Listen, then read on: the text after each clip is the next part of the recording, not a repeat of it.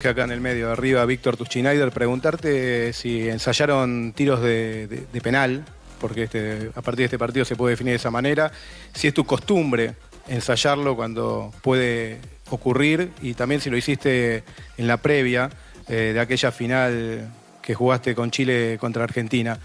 Y cortita también, si llegado el caso, vos das una lista o preguntás ahí quién está mejor y que los jugadores elijan. El entrenamiento de los penales por ahí es un entrenamiento que usualmente se da como algo que se estipula de acuerdo a un partido de estas características donde se puede llegar a definir.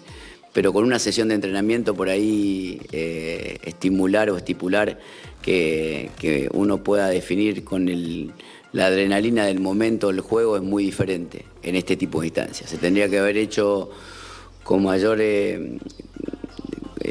anticipación. Los jugadores normalmente se quedan, patean, se preparan, pero nosotros con el poco tiempo de actividad que tuvimos, por ahí prevalecimos otras cosas, aunque hoy por ahí tuvimos una sesión con los arqueros donde tuvimos por ahí capacidad de ver en los penales qué característica tenía el perfil de cada jugador que pateaba.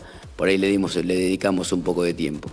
En otros eventos, con otros equipos que tuve yo, en Brasil con Chile o en la Copa América, la verdad que muy pocas veces practicamos penales.